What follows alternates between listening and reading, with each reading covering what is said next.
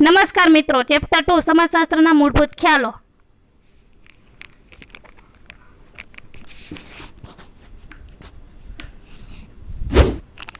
પ્રશ્ન 1. ખ્યાલ કે વિભાવના એટલે શું? ઉત્તર. ખ્યાલો કોઈપણ વિજ્ઞાનના અભ્યાસના બૌદ્ધિક સાધનો છે. કોઈપણ વિજ્ઞાનને સમજવા માટે તે તેના અભ્યાસના વિષયોને કઈ વિભાવનાઓથી તપાસે છે તેનું જ્ઞાન મેળવવું પડે છે. દરેક વિજ્ઞાનની ભાષા તેના ચોક્કસ ખ્યાલોની બનેલી હોય છે. ખ્યાલો એટલે પ્રત્યેક વિજ્ઞાનને પસંદ કરેલા વિશિષ્ટ અર્થ સૂચવતા શબ્દો કે જેની મદદથી દરેક વિજ્ઞાન પોતાની અભ્યાસ સામગ્રીનું અર્થઘટન અને રજૂઆત કરે છે.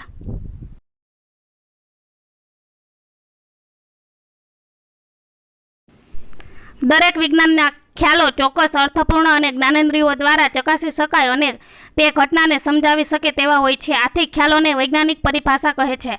સમાજશાસ્ત્ર એક સામાજિક વિજ્ઞાન તરીકે સામાજિક ઘટનાઓને તપાસવા, તેનું અધ્યયન અને અર્થઘટન કરવા ચોક્કસ ખ્યાલો ધરાવે છે. સમાજ, સમુદાય, સમૂહ, મંડળ, મૂલ્યો, ધોરણો, સંસ્કૃતિ, દરજ્જાઓ અને ભૂમિકાઓ, સામાજિક ક્રિયા, સામાજિક વર્ગ, કાર્ય, સામાજિક નિયંત્રણ, સામાજિક પરિવર્તન વગેરે સમાજશાસ્ત્રના મુખ્ય ખ્યાલો છે.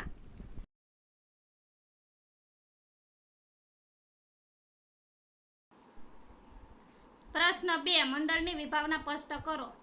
ઉત્તર. મંડળ એ એક સામાજિક સમૂહ છે કે જેમાં લોકો શહેર હિતને પૂર્ણ કરવા માટે સભાન રીતે કોઈ ચોક્કસ સંગઠિત રીત પ્રમાણે પરસ્પર આંતરક્રિયા કરે છે. વ્યવસ્થિત અને સંગઠિત સ્વરૂપના સહકારમાંથી મંડળીની રચના થાય છે.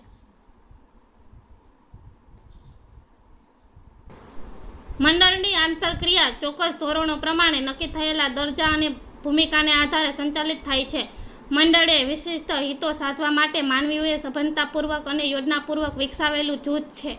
દાખલા તરીકે કામદાર મંડળ, યુવક મંડળ, મહિલા મંડળ, વેપારી મંડળ, શિક્ષક મંડળ, જ્ઞાતિ મંડળ, કર્મચારી મંડળ, વિદ્યાર્થી મંડળ, ખેડૂત મંડળ અને રાજકીય પક્ષ વગેરે.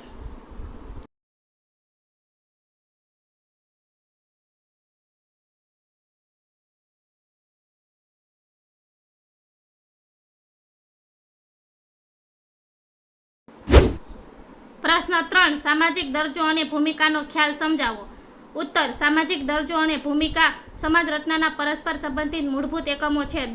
દરમાં વ્યક્તિ હકો અને વિશેષ અધિકારો ધારણ કરે છે અને ભોગવે છે, જ્યારે ભૂમિકા વ્યક્તિના હકો અને વિશેષ અધિકારો ભોગવવાની રીતનો ઉલ્લેખ કરે છે.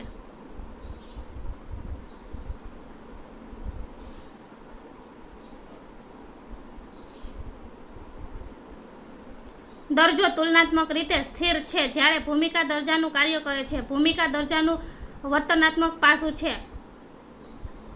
અર્પિત દરજ્જો જન્મથી મળે છે, જ્યારે પ્રાપ્ત દરજ્જો વ્યક્તિ સ્વપ્રયત્નથી મેળવે છે.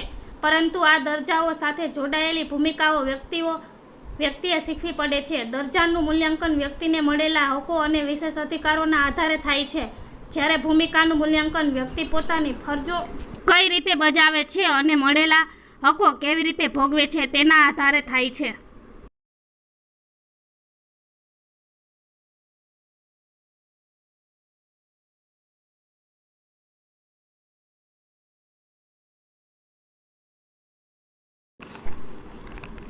પ્રશ્ન 1. નીચેની વિભાવનાઓ સમજાવો. સમાજ. ઉત્તર. સમાજને નિશ્ચિત ભૌગોલિક વિસ્તાર અને આત્મનિર્ભરતા ધરાવતા માનવ જૂથ તરીકે વર્ણવવામાં આવ્યો છે. માનવી આંતરક્રિયા દ્વારા સાતત્ય ધરાવતી અને પરિવર્તન પામતી જે સામાજિક વ્યવસ્થા વિકસાવે તેને સમાજ કહેવાય.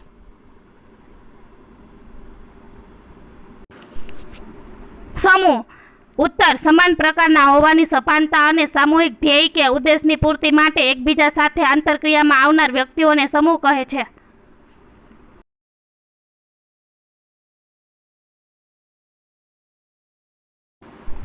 સામાજિક ધોરણો. ઉત્તર. સામાજિક ધોરણો એટલે સમાજ જીવનની જુદી જુદી પરિસ્થિતિઓમાં વ્યક્તિઓ દ્વારા કરવામાં આવતા વર્તનની યોગ્યતા કે અયોગ્યતા નક્કી કરતા સામાજિક નિયમો. સામાજિક વર્ગ. ઉત્તર. માનવીમાં કોઈક બાબતમાં અન્ય વ્યક્તિ સાથે સમાનતા હોય છે.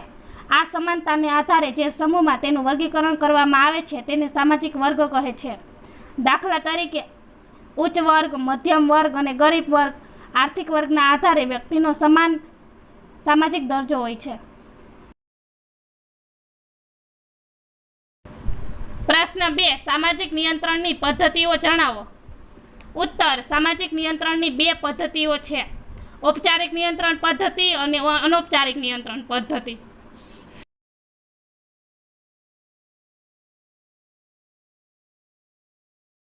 પ્રશ્ન 3. સ્વાભાવિક ક્રમમાં ચાલતા વર્તન વ્યવહારમાંથી કયા ધોરણો ઉદ્ભવે છે?